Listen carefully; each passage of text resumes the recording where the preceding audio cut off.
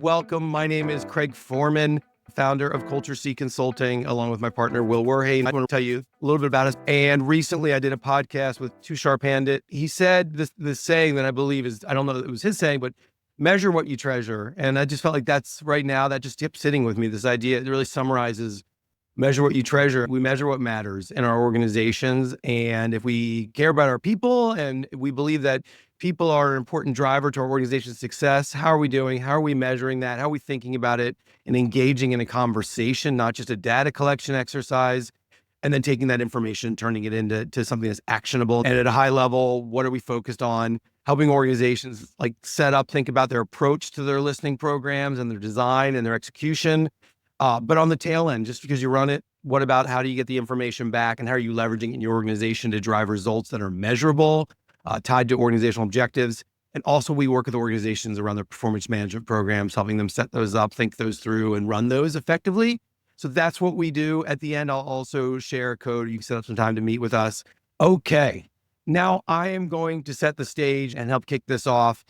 I am so honored to be joined by these three amazing individuals doing this work. And the fact that they said yes to my outreach was just such an honor. You can go on LinkedIn, you can look at their amazing professional stories.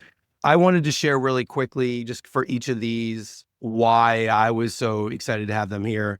Gianna, they're all CHROs. They've all sat in the seat, but each one has a unique perspective for me and getting to know them better. What I love with Gianna is that not only has Gianna sat in the seat and done this work, but has also sat in the seat at an organization that builds tools for people that do this work. I just know that having spent all the time I spent at Culture Amp and knowing, or at least projecting the pressure on the CHRO at those organizations, where not only doing this for the world, but they are customer zero themselves, I think is special and brings a unique perspective. Soni began her career in employee listening, which I think is really amazing with Soni's background, working with organizations, helping them run these programs. That's where she got her start, doing that work with organizations before moving and sitting in the seat of CHRO at many organizations. So again, I think there's few people that have that perspective that have run these sorts of initiatives with many organizations and then went internally and do the same thing. And then Penny, I go way back with Penny as well. What I think Penny's something special is her story was scaling an organization. Penny started with a company called Ecobee out of Canada. They were building, I believe even before Nest, were building the home thermostats, thinking about smart ways to work with energy.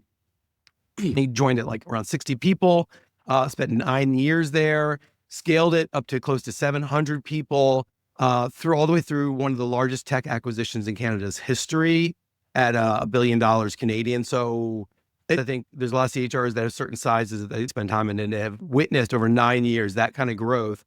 Because a lot of this is about scaling and how do we scale and think about listening in that journey. Okay, so we are at 9:09. I wanted to do that personally just to share why I'm so excited, but let's go ahead and get this started. Here's what I want to do to start. I'll give a prompt. We'll switch up how we're engaging. But the first thing I really wanted everybody to have an opportunity to get to know you a little bit. So this first question is really to kick that off. And the question is, why are you passionate about the work that you do? And how do you see that tied together with this topic of employee listening and engagement? Let's start with Gianna. Welcome, Gianna. Thanks, Craig. And hello, everybody. Good morning.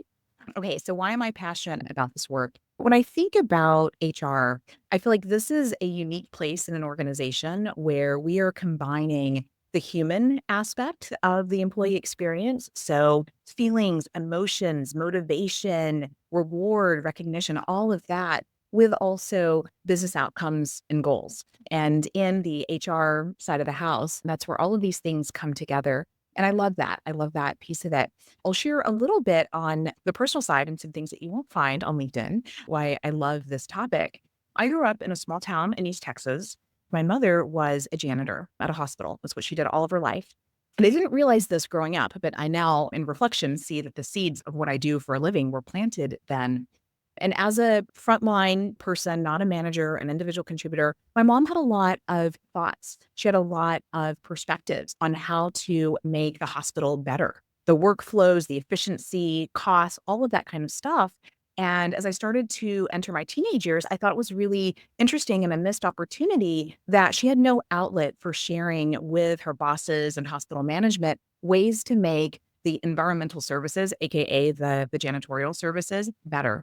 I get really excited when I think about helping organizations craft systems that allow people who are on the front lines and who know their work and world better than anybody else. I get excited about opportunities to create systems that allow for collective listening, because I think ultimately that's what makes everything better. Oh, thank you. And what a wonderful story you had me when you were saying that. The other day, I was thinking to myself, I've been so in this for 10 years, but 15 years ago, like up to probably 15 years ago, I never took an engagement survey. There was never a mechanism. And as you share that about your mom, that was how it was. There was no mechanism. And it's amazing to think, just to remember how far we've come so fast and the power of this. Thank you. Next, Penny, why do you do this work? What lights you up and how's it connected to this idea of listening and employee engagement? Yeah. Love the story and love the eagerness from your mom to be like, let's do something different. So I'd say like the reason why I am passionate specifically about engagement is I think it just is the lifeline of how your people are doing, how your organization is doing. I often think, even when I started at Ecobee, that we need to do this right away. We need to get a good pulse. And I'd even say it will give you a pulse, but what is even better is the listening afterwards. That is where the juice is really the greatest, where it's you hear the stories, you hear the examples, you see the eagerness. You can also see the points where it's difficult for people. I'd say all of it, that it's not just sitting there and finding out all of the lovely things that people want to hear, but it's Gina's mom being like, hey, I have an idea that is maybe contrary to popular belief. And it's figuring out who those champions are and really making sure that you can build up those people. So yeah, love it. I have no idea how an organization could operate effectively without doing this. And I've never worked for a company that wasn't a firm believer in it. Nice. And maybe we'll get there later. You mentioned as you're talking what came up in some of our pre-conversations. And I think you crossed over that spot of when you integrate it well enough. You said your leaders were lunging. I'll never forget that. One leader, actually, a couple companies ago, and he was the one that told me, he was like, I love it. It is the piece of feedback that I look forward to twice a year. And that was it. He was like, I lunged for the laptop when I saw the little tick of like, your culture map report has been released. And I was like, bingo, I want people lunging. I love it because it just summarizes really tightly what I think we're all trying to get to. Like when the work is done well, eventually we get to that point and it leaves this world of, oh, it's data till I need this. So I love that. And hopefully we'll hit on that more. Now to our third intro, Soni, I want to hear from you. What lights you up about this work and why, particularly around the engagement? Like I said, I know you started with this and then have gone into the seats. Yeah, first of all, I just want to say hello to everyone. It's so nice to be on this webinar with some people who I've seen come on that have been old friends for a long time. Thank you to all of you who are on and listening. I'm going to pick up from what Penny just said. I had a few reasons why I'm in this space and why I love it so much. But I think what you just said to me is really key, right? Leadership is listening. So the best leaders don't just set strategy, they set strategy because they've listened.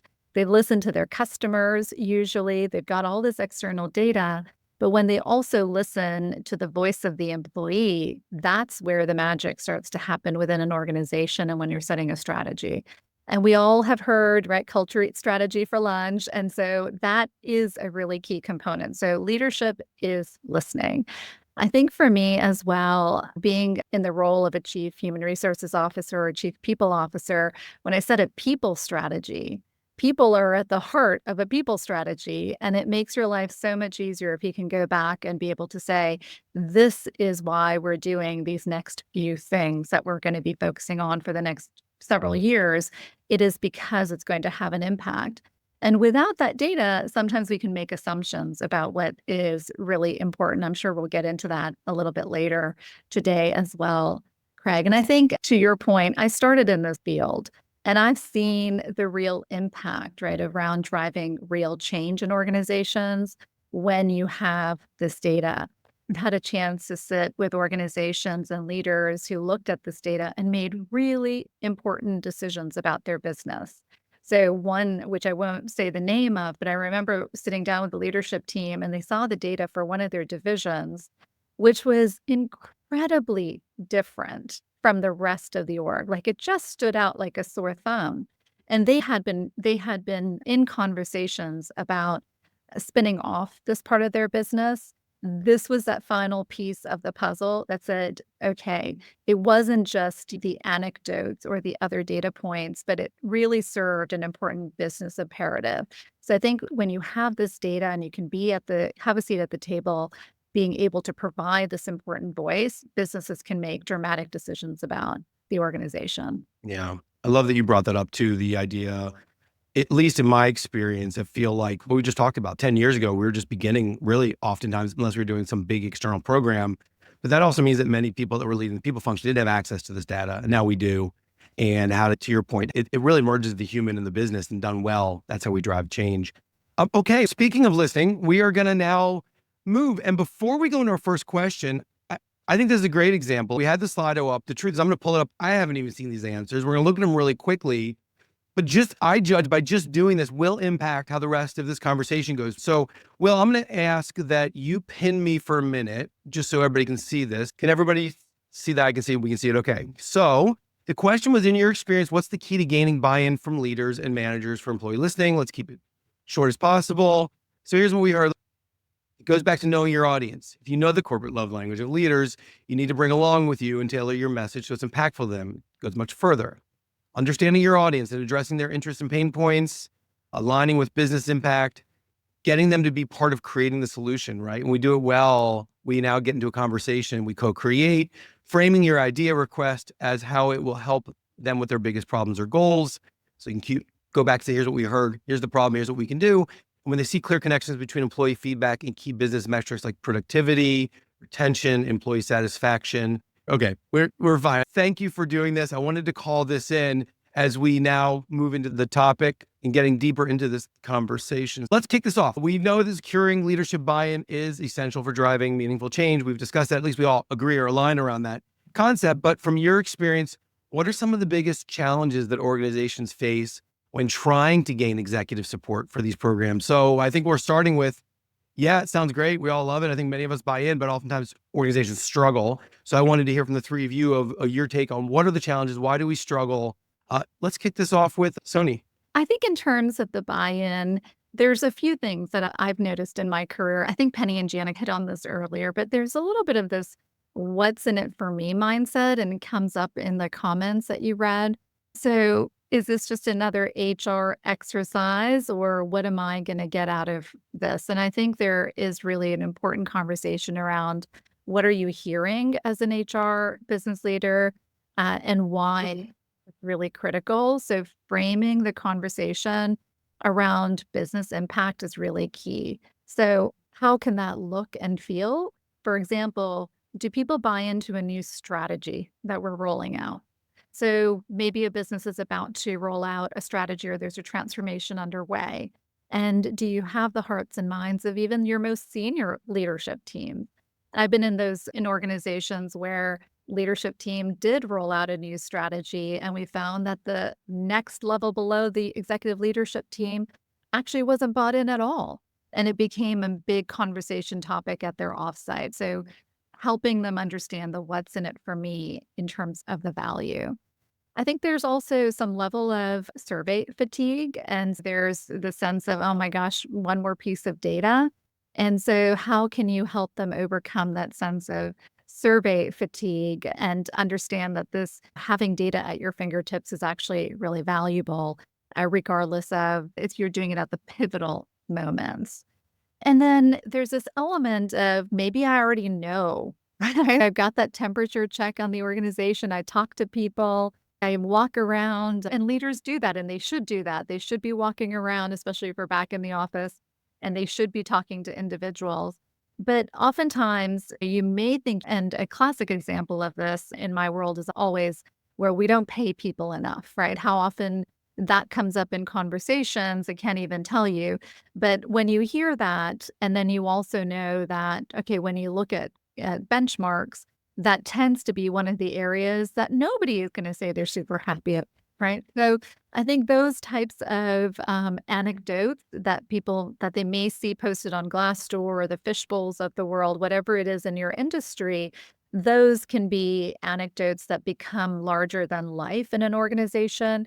And the only way you can overcome that is by having data. So sometimes leaders think that they know, but they don't have the full picture, right? They have a piece of the picture. So I would highlight those as a starting point, and I'm sure Penny and Gianna would be really helpful in adding on to Well, that.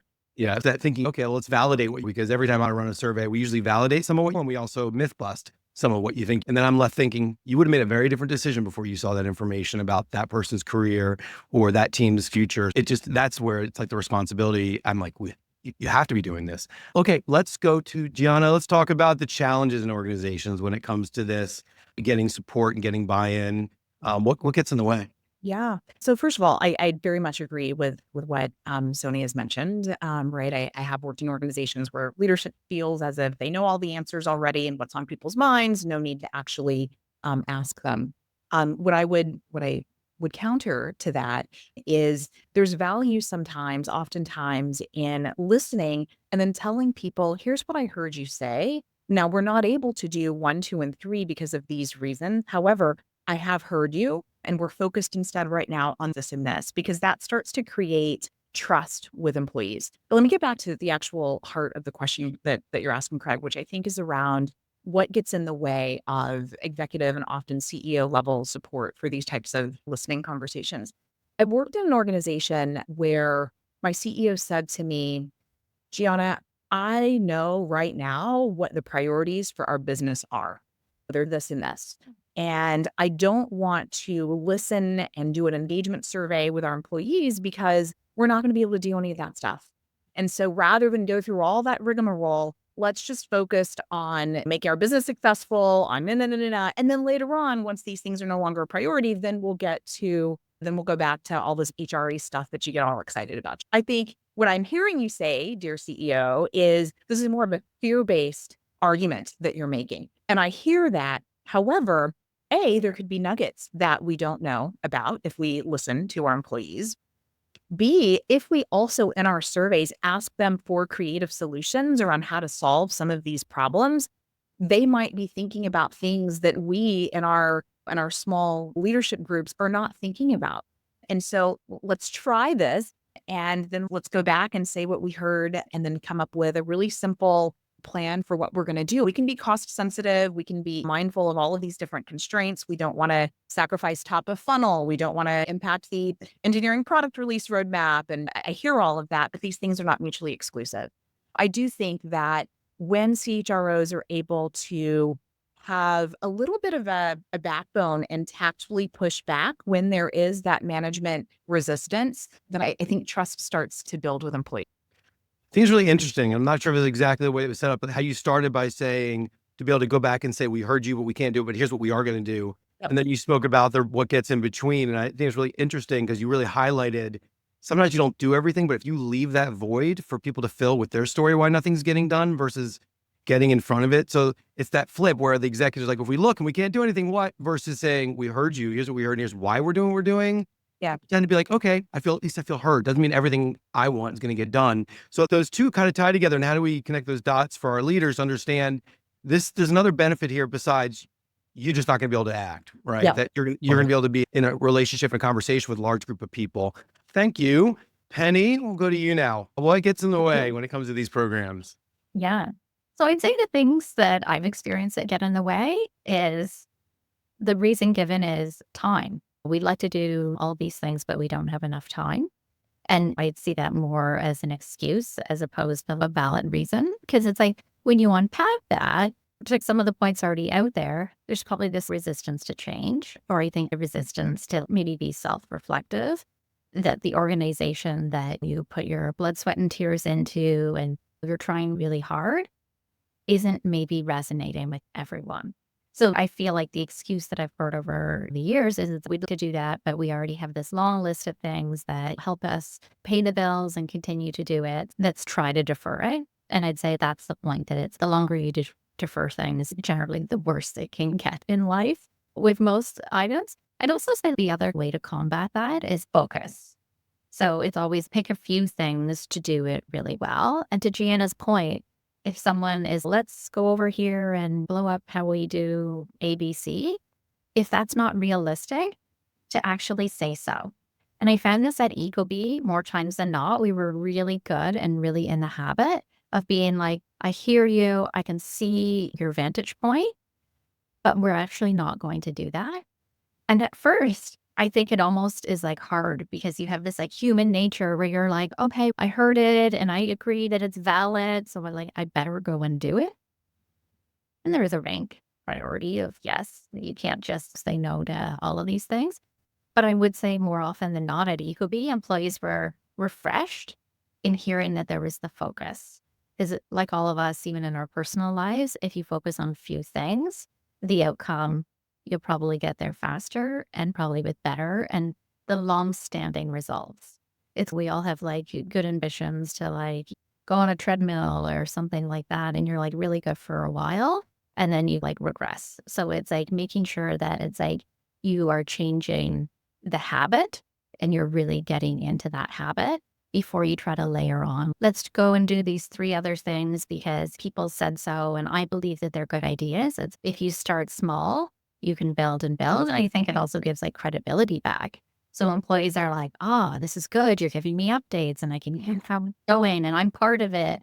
That it just sometimes takes that getting going in the beginning to really make it a long-standing change. Yeah. You started that by saying fear. And I think thought a lot about this. I think there's a fear piece. And I was preparing for a talk once and looking into this, trying to come up with something that really captured that. And there's a saying I found that everybody wants to do something noble, but nobody wants to be scrutinized along the way. And I think it's a really good way to summarize. Like we all want to do good stuff, leaders, teams, but who really wants to do the deep look? So, and I always try to hold that because it's somewhere in there. So when it's time to decide between a pressing thing or this bigger picture thing, we got to do the pressing things. But somewhere in there's often anxiety, like all of us. No one wants deep scrutiny, but if we're leading organizations and we have all these people that are impacted by our decisions, again, it goes back to a responsibility. So Penny, I love that you brought up that idea that we have to address that. If we're not addressing that, sometimes we're missing what's really under the surface. Okay, thank you. We're going to switch gears. But as we switch gears into our next point, we talked about what gets in the way. Want to move now. And the prompt of the question here is that we've discussed the challenges. Let's start to focus on solutions. I wanted to hear from each of you around specific examples of how you successfully gained leadership buy-in. Basically stories, what worked, what are some tips for the audience on how do we solve this? What are some things that we can do? Penny, let's start with you. Yeah. So I have a story and I'd say it was a long game story.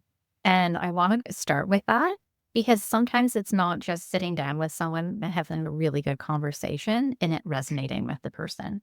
So my example is it's a senior leader that we had at Ecobee and they were with us for several years. They had a really high performing team when it comes to business results. It was very consistent. Everything was seemingly humming if you were to look at it as like a business unit. But then, dun, dun, dun, it's the engagement survey definitely tells a different story about how people feel.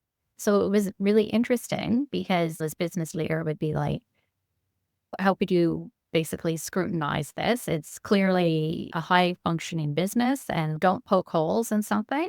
And it was like, no, there's this underlying tone that you can tell in the team. And particularly with this leader as well, that it's like, just get everything done. There was definitely friction between people. And I just would say that's like overall tension. So my long game approach in this actually came down to an exercise of self-awareness for that leader. So they saw people leave their team that they thought were like really happy and really engaged. And they obviously were not those things. And it also, I'd say, took a hit on how successful that team was. The long game was, we got this leader a coach. So we got them an external coach. And I'd say having a really strong match to this personality, because this individual at Ecobee had that really strong personality and they were right most of the time. But it's like to find a coach that wasn't just there to tell you no, but to also catch you where you're at. This person has had this coach now for probably 4 or 5 years. They're the biggest champion. They would have the coach come in, do certain things with the team. And I always said that this is like a perfect case example of how it was like the lowest engaged team in the company to the highest engaged team. But what I think actually made such a transformation is that leader themselves. So there has to be this like self-reflective moment that it's, yes, you're driving a lot of really good business results, but you're actually not making it a particularly appealing team to be part of. It's a bit of a unique story in the sense that it's a journey on that one to really get this person to realize that they could actually be a large part of the problem. And now looking back, that they're like, it was an epiphany for how they even look in life and or how they show up. And they also said that it's like how they feel. They were like, this is just like working, and like the team today is just like as tight as ever, and still a very high performing business team there. But I'd say sometimes it took that moment for the person to be like, okay, I'm going to actually maybe consider that I could be part of this problem. I love what you're saying. One thing that comes to mind, how I connected to some of the work that I've done is I judge that with a leader like, first of all, leaders thrive on data. That's what right? So a leader like that, without that data, the chances of making that move and getting to a coach probably never would have happened. The other pieces I think you call out, it's easy to say, we don't just celebrate financial success. But when the rubber meets the road, it's a situation like that saying, yeah, great, the team's doing well, but it's not doing well over here. And that's that thing where it's easy to push aside, say one thing and do another, but everybody's watching. So if that team is performing, but everybody's miserable and being mistreated, that's sending a signal. And I love that's an example of how do we use our tools and our actions to back up what we're saying, so we're not saying one thing and doing another. We'll move now to Soni. How some stories or ways that I'm sure have a wealth of ways that you've leveraged these programs to support organizations and leaders. And actually, my third one, I'm going to flip to my first one because it picks up again, Penny. You're like, there's so many connections here. And that, for me, was the power of actually succession planning. And one of the things that I did was actually reduce the number of times a year that we were doing them because nobody was looking at the data and it was just falling into people's mailboxes, but they weren't really driven like you're the team. Clear of clicking on that email as soon as they got it. It was just like noise in the background. And so I realized, one, by reducing the number of times that we were doing it and making it very intentional, which I can talk about as well, it was going to have more impact. And it certainly did. But I think one of the most important pieces that I was able to deliver, and I delivered it actually to the board, so really took this to the next level, was looked at our succession plans for the top leaders in the organization against the survey scores that those leaders were receiving year over year. And we had 4 or 5 instances because the survey was being done twice a year. And when you saw that, you saw actually the patterns, right? So I had leadership assessments that we had done with an external firm, then we had the surveys, and they started to deliver a picture that was really helpful for us in understanding, okay, if we are going to actually have these individuals as future leaders of the organization, then we have to be really understanding of what their challenges are going to be. And leadership of people was going to be that versus people who were always high on those same measures, but perhaps were always getting overlooked for opportunities. So I think having a few sources of data help you build those business cases even more. So the next time you ask, leaders will understand why you're bringing this data or why you're making this ask. That was one of my stories. Do I have time to share any others? One more. I think the other one, it was actually something that I learned. One of the most important things that I learned when I was at the Estee Lauder companies, and we have a few folks on the line from there, was this lesson of it's not ever a question of if, it's a question of when. And that lesson has changed my life as it relates to the work that I do, because I might want to do something for the organization, but if the business isn't ready or they're not ready to hear what I have to say, it's not a no. It's just a matter of when. And I think the most important lesson I learned around this was actually with getting significant funding for taking action. It was a master class, if you would, from my former CHRO at another organization. We had rolled out a survey. We had all the results. And one thing that really stood out for us was that we needed to develop our people. Like there was a loud cry for that. And we were looking at our budgets, and the next day, the CEO was having a town hall. And so she invited me to the conversation, said, okay, you've delivered the results to the leadership team. We're having final budget conversations. I need you to come in and let's close this. And it was in the millions. We asked for several $1,000,000 for employee development so that the CEO can go out tomorrow at the town hall and say, we're investing. And he did. And we got the budget, and the CFO was in the room, right? So it wasn't a question of if, it was a question of when. And maybe it wouldn't have been for as much as we asked for. Maybe it would have been different. But it's always comes down to knowing when to make the ask. I love that you said that. That didn't come up in our previous conversations, but something I thought about that I've tried to incorporate is so often we think binary yes or no to answers, but throwing in a third, which is not yes, no, but not now. So I think we get so locked in that. Okay, so we're going to close this out with Gianna, but Gianna, to you, how have you done this? And again, you're what I call customer zero, because you've also worked inside of organizations that do this, and you've worked at organizations that use these tools. What are your thoughts on what are some creative ways to support this? Yeah, the anecdote and story that comes to mind when I first think about like solutions and gaining the executive level buy-in, I think about a company I worked at where it was a first-time CEO, founder CEO. And when I first joined, I was a bit appalled to realize there hadn't been an engagement survey in over a year.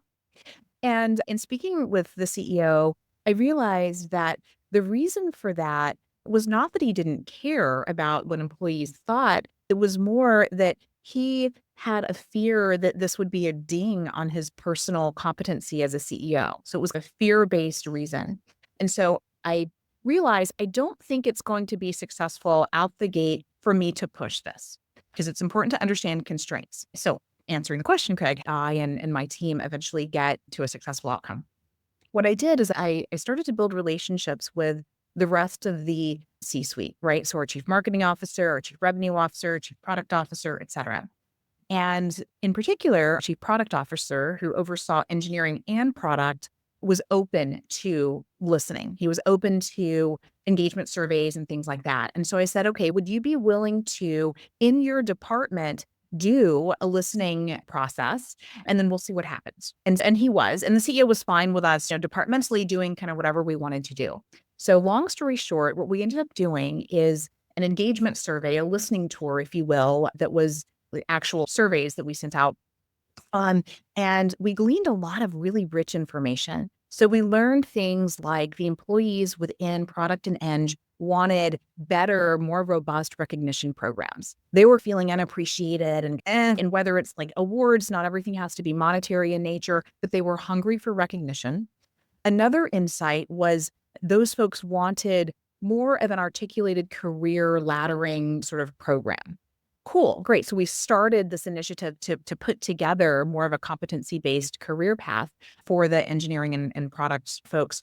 And the net of all of this is then this one sort of starting small, successful data set opened the CEO's eyes up to realizing, wow, there's actually a lot of really good, robust information and action that can come from listening. And it doesn't have to all be bad. And it doesn't mean that CPO, that chief product officer, was unsuccessful. This information from listening allows us to do what we do better and more thoughtfully. So that was the net of this, is starting small and then scaling it in a larger way.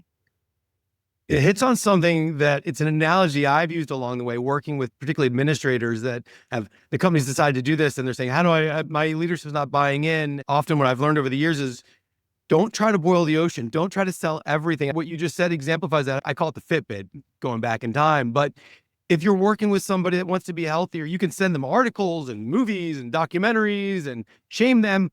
Or what if you just said, look, let's just start by putting a Fitbit on. Let's look at steps. And I always thought about that. What's the lightest possible way? Because I think we're dealing with that same fear we spoke about before. Yeah. That's anxiety producing to say, we're going to just shine a light on everything. You summarized in your example, or I'm summarizing, was that let's take an example. Let's take a use case. Let's do something, get value, and then behavior start to shift. It's not as scary as you thought. There's benefits. But I often see that I think people trying to sell it oversell in that situation. try to too much information, and then it just overwhelms the system even more. So I love that story. We got a question. I regularly see smart employees having their good ideas shut down because they haven't gotten credibility or a strong personal brand yet. What advice would you give to someone in that position who is trying to get buy-in from exec? There you go. Gianna, go for it. What do you think when you Okay. Yeah, I want you to go. So, what I would say to an employee who might feel like their idea is discounted or they're just going to be shut down, sometimes it's helpful to engage in one-on-one conversations first with leaders and almost like a balloon test, right? Like get some feedback that can actually help to further distill the idea or the suggestion. And so that's one way to start to build more support for whatever the idea is. That would be my feedback. Yeah. This is something that I learned at my time at ISR International Survey Research when I met Will and Joy and others who are on the line.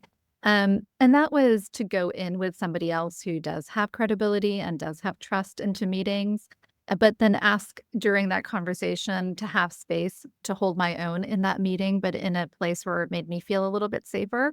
And so I started to build my voice in those meetings. I was really shy when I first started in my career, and I was uncertain and I didn't know how to speak to leaders, but it was through those conversations and also through watching them, but then really asking them in advance to give me some of the space to have that I started to gain my own confidence. I also think too, when I work with people, it's like coaching side of organizations, it's all of us have a level of influence, some bigger than others. Understanding that, supporting them. If you're a junior employee, you might have shared an idea, it might not have gotten picked up, but coaching them on how do you share your idea in the right way? Can you do something small at your level that can exemplify that idea? Like, how do we use it as a building point? But I think also this idea that I'm going to come in and say something and it's going to be heard, that doesn't always happen. I was going to top up and just say, I think it's also key to figure out how the individual that you're trying to sell this idea to likes to receive information. To the point made, do they respond better in group setting or one-on-one? Also, sometimes you have very well-intentioned people showing up and it's this really long, drawn out, this is what it could be. And you almost lose the attention. So I often think that it's how you're able to pitch and sell your idea effectively, generally in a really crisp manner, that gets it over the fence. And I worry a bit if the person thinks that they don't have a strong personal brand, or is there something else going on? Or is it just like how you're able to read the room and get your idea heard? Because I find even more times than not when I was at Ecobee, you had to tailor your style depending on who you were working with, but you got the outcome that you were looking for. How do we manage up? How do we that's selling, right? Okay. Yeah. We have three or 4 minutes. Let's take one more. When leaders don't walk the walk when it comes to their values, what are they doing wrong? How can we change? Essentially, how do we get that alignment? Because clearly it's a big problem, but what you say and what you do. And how do you work with organizations to help align those two things when you see that it's out of sync? I'm happy to start. I do think that this comes back to what is the purpose of listening in your organization? And of course, walking the walk and talking the talk can be on a variety of areas in the workplace. So I get that. But it comes back to what's the purpose of the work that you're doing and how are you sharing that information with the right groups of individuals? So it's not just we did it, it's in your mailbox, go get it when you have a chance. But you know that people are looking at it in the right rooms and they're paying attention in the right room. So the example that I shared of connecting this to succession planning or bringing this into talent review conversations can be really important, right? That's when the discussions are happening about who's going to be promoted, who's your high potentials, other things like that. And this type of data can and should be used in those conversations. It should come up in those conversations. And if it's not, you're not really maximizing the value of the information. That's the reason we do this. It's not for feel good. It's because we're business leaders first as HR professionals. And so I would say the more you can integrate it into those conversations, the more likely you'll start to hear people say, absolutely, that should be expected of the person. Or what can we do to support them? Or I will have a conversation with them. And so hopefully that begins to start what you need to see in the organization. Looking at the penny. Yeah, I'll just chime in and I'll say Yeah, it can be very frustrating to have this whole like, this is what we value speech and lovely banners, but then you see on the back end that it's never followed through. And people are smart. Employees see through that in like a hot minute. If it's just some sort of vanity measure that you're doing, I'd also say, as a role of an HR leader, call it how you see it.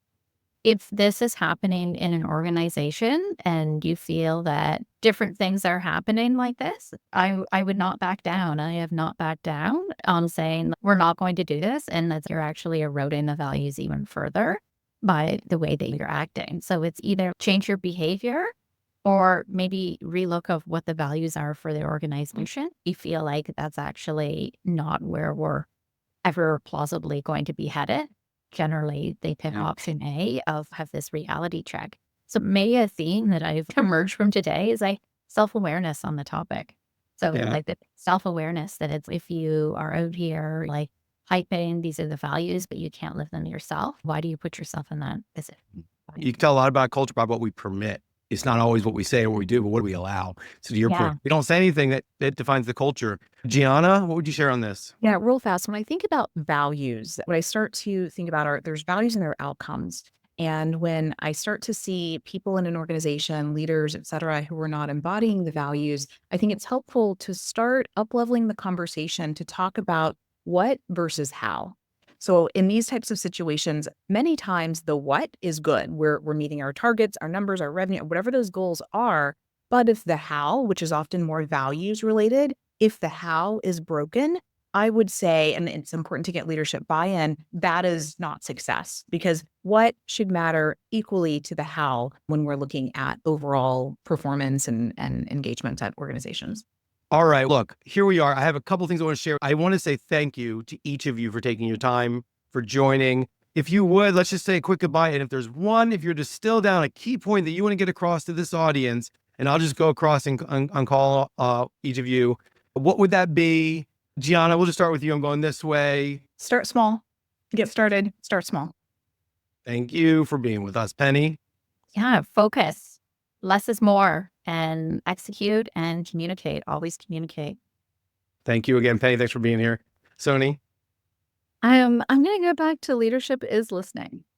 Leadership is listening. That might be the quote on the next one. Thank you. Thank you to all the guests. I do want to share that our next one will be on March 27th with Tushar Pandit, who was that quote at the beginning. You can listen to him on one of my last podcasts. Tushar's amazing. I sat on a panel with him at Transform last year around listening. He's also a chief people officer. And David Hanrahan, who's been in lots of amazing companies, currently SVP of People Success at SolarWinds.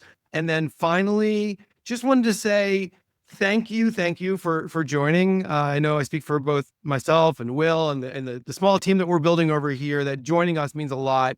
We're happy to set up a 30-minute consultation, hear what's going on, share some thoughts, build more relationships and networks. So please take a scan of this, reach out. We'd love to be in conversation. We love this work. We want to support more organizations. Thank you to the guests. Thank you to all of you, and have a wonderful rest of your day.